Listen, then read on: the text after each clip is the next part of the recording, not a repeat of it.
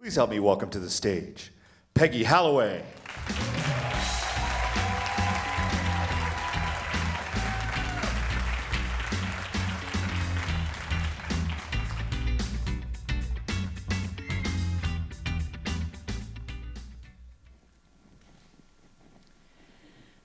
Most people are walking around dead. Dead to their dreams, dead to their desires. They are resigned. Even worse than resignation, they think that they're going to get to live their dreams someday. Well, someday may never come. I discovered this in my own life in December of 2013 on my birthday. The doctor told me that I'd have to undergo a very intense form of chemotherapy for an aggressive cancer that I had. Stage 3 lymphoma. How's that for a birthday present? And they couldn't wait. I needed to be treated right away to even have a chance of staying alive. How could this be happening? My eyes teared and stung when I heard the doctor's words. And all these questions started running through my head. How long do I have? Am I going to live to see my daughter graduate school and achieve her dreams? Will I get to see her get married and have babies? Will I ever cuddle them to sleep?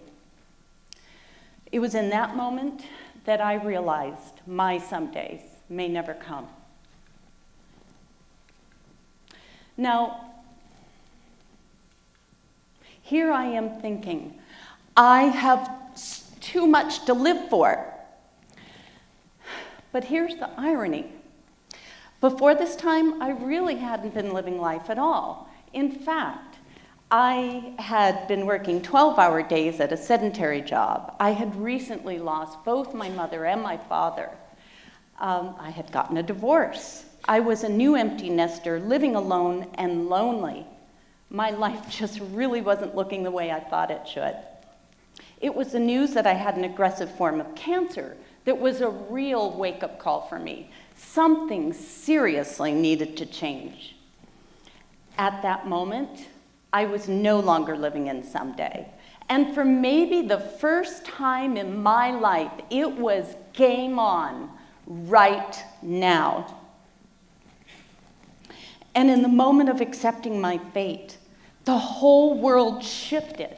And I began to experience a profound sense of gratitude that I had never experienced before. Now, it's easy to be grateful for the little things that put a smile on our face, but I'm talking gratitude with a twist. That twist? Be grateful for the ugly things showing up in life. I actually became grateful for the cancer showing up in my life. Yes, you heard me right. I was thankful for the cancer. Why? Because of the lessons it was showing me. And also for shining that huge spotlight on my life that showed me the complacency and resignation that I had allowed to settle in my life. I thanked the cancer for waking me up. Dr. Simonton in the book The Healing Journey says to imagine the difficult thing, such as cancer, as a messenger from a loving source, showing you the ways that you need to change and to become more of who you are and to have more joy and peace in life. So I ask you, where have you had the difficult things show up in life? Is it a divorce, the loss of a relationship, a layoff, or maybe even the loss of a loved one? Consider, what were the valuable lessons you got to learn because you got to experience that event? There's an opportunity to take that challenging situation and to get the gift of the lesson buried within it. By the way, don't wait until you have the ugly things show up in life to practice gratitude.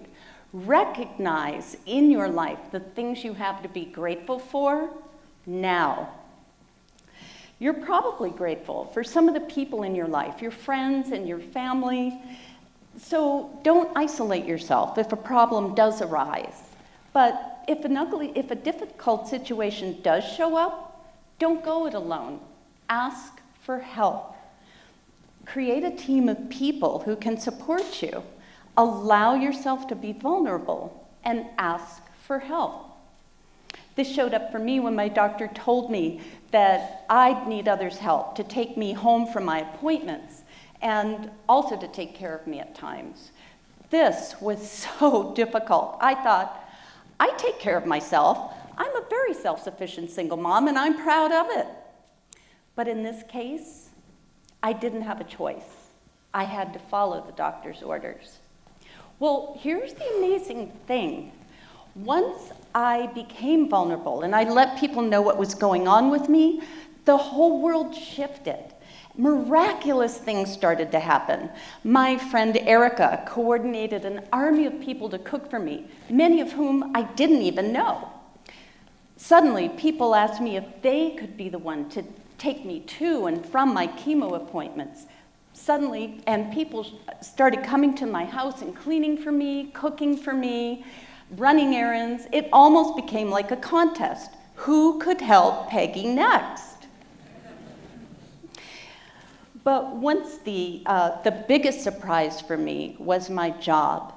Because I asked them, they gave me the time off to do exactly what I needed to do, heal. And I'm now forever grateful to them. Asking for help expanded my ability to be grateful. It allowed others to contribute to me in a way I had never experienced before. Once I embraced the ugly, I became grateful for everything I had. And that opened up my world to community. And my life began to fill with fun, laughter, creativity, and passion. My naturopath told me to laugh as much as I could and to not watch the news. He also told me to get involved in some artistic endeavors, such as painting or photography, to remain engaged in life and to keep my mind off of the cancer. So I took up painting classes with my friend Barbara. Well, one evening after chemo, I was too sick to go to class. Barbara was insistent, however, that I remain in action. So she thought out of the box and ended up Skyping me into the class. This painting was painted on my kitchen counter between taking breaks to rest. I love it because it reminds me of the perseverance I maintained to live the life I wanted, even while facing big challenges. It also reminds me of the huge love and support of my friends and the fun and laughter that I enjoyed, even while feeling miserable. I saw that I didn't need to wait for everything to be perfect to enjoy life today. Getting cancer woke me up to doing it now, even when things didn't look perfect. And this opened up something else in my life, very unexpectedly. You see, I hadn't dated since 2002, and all of a sudden, I started to get this inkling of a desire to date. Where was this coming from? How could this be? I'm bald. I have no eyelashes, no eyebrows. My body is racked with chemo and radiation. Really? I'm supposed to go to Match.com now? Truly, I kept trying to squash this desire. But as I became more alive and was waking up to life, this desire wasn't going away. In fact, it only became louder. While there couldn't be a worse time, I listened to this inner urging and I thought, maybe the universe knows something that I don't? So what did I do? I asked a friend out on a date, just to help me get over the fear of dating. And he was nice enough to oblige.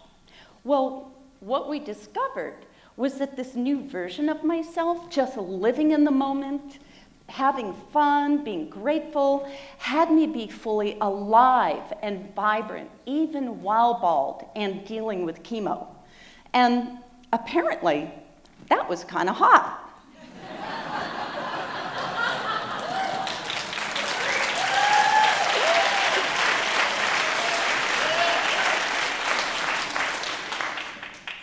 because 3 years later, we are still together. Having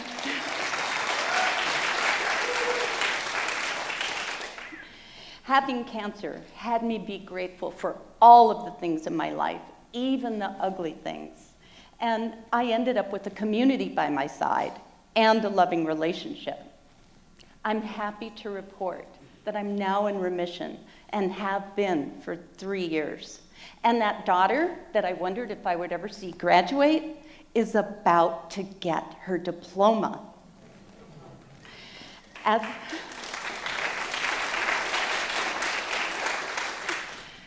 I faced death, I became more alive. I woke up to life. So I invite you now to look into your lives. Where do you need to wake up to life? Wake up. Be alive in your lives. If not now, when? Thank you.